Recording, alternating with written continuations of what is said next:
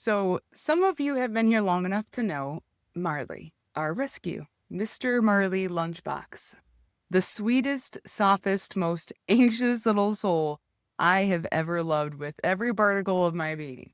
And some of you are brand new here. So, let me catch you up on why I spent a full day this week getting absolutely hosed in golden showers by my own dog. But let me rewind.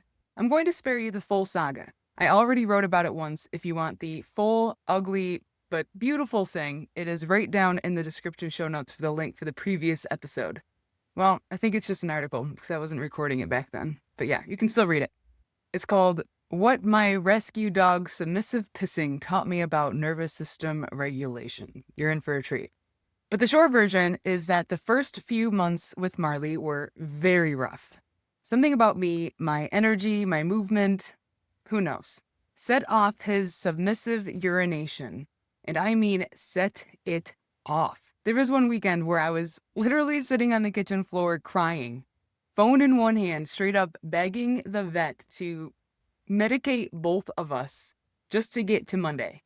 3 months in, I was quietly starting to wonder if Mr. Marley Lunchbox was going to end up with another family after I might cut a hole in the fence. That's literally how bad it got. I want to be completely honest about it. And then it got better for months, if not like an entire year. We were in the clear, clean floors, clean beds, confident dog. I truly thought we had graduated. And then this week, no warning, something quietly broke loose in that sweet little brain of his, and we backslid. Not all the way, just one little trigger. He jumps up on your knees for some head rubs. You give him said head rubs, and the golden shower commences. Every time. So, I did the thing that worked the first time. It literally makes zero sense until you understand exactly what's happening. I let it flow. I kept rubbing his head. I stayed soft. I let him leak all over me, outside of course, until he couldn't leak no more. No flinch, no scold, no big reaction. I just let his little body do its thing while I quietly told his nervous system the only thing that it needed to hear. You're safe. Nothing bad is going to happen, even now, even like this. Because what I finally understood, submissive urination isn't disobedience. It's not a trading gap. It's a nervous system talking. See, Marley's body hit an alarm, floods the I might be in danger signal, and dumps the pressure the only way that his scared little animal body knows how. He's not being bad. He's being terrified and also loving me at the same time. You cannot punish that out of a body. You can only make the body feel safe enough to stop firing that alarm.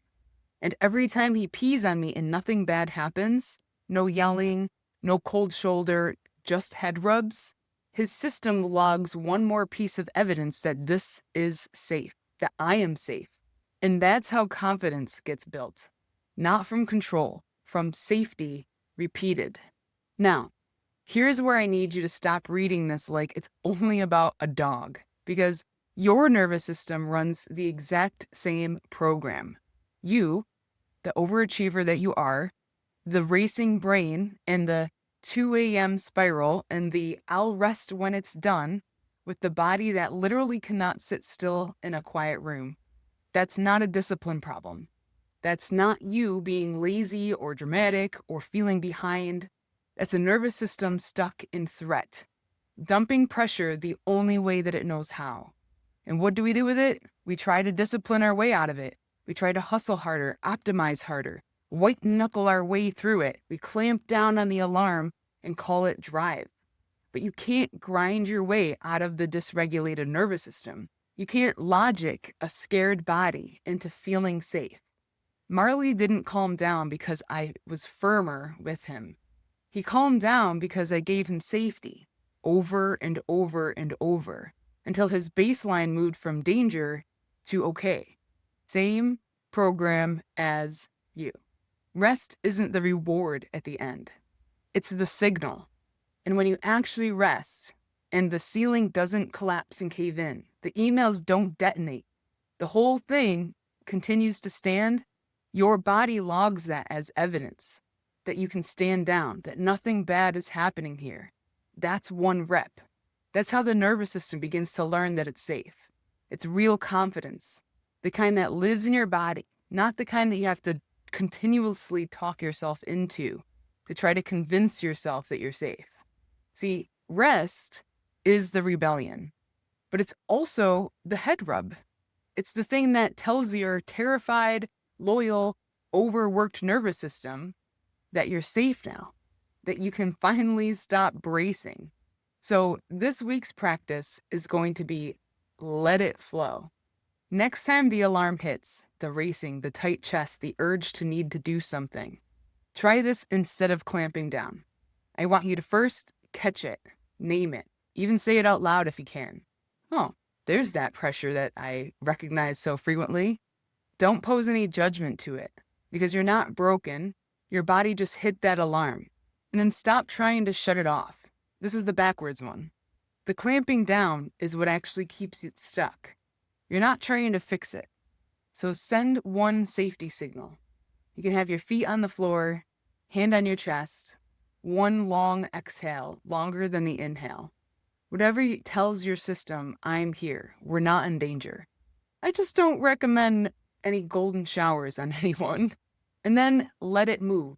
If you need to shake, cry it out, breathe, even if you just need to sit in it.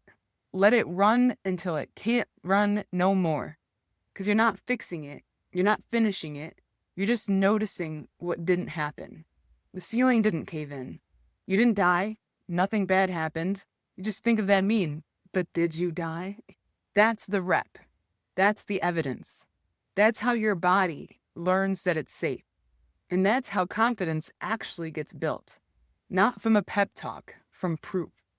So let it flow. Then let it go. And then this week on Hustle Rebels, in case you missed it, I had a solo episode about what happens when you ignore the alarm for so long that it stops registering as an alarm and it starts feeling just like a regular Tuesday.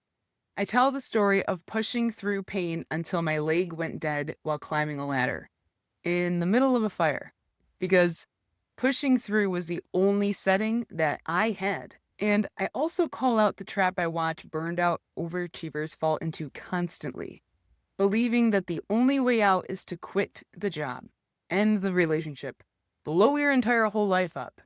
9 times out of 10, that's just an avoidance in a decisive costume. The real change starts when the harder question sits underneath, which is exactly what brain spotting is built to go after. So you can watch that episode on YouTube or listen to it on your favorite podcast platforms. So go easy on your nervous system this week. It's not misbehaving. It's just scared and trying to love you at the same time, like Mr. Marley Lunchbox. See you guys next week.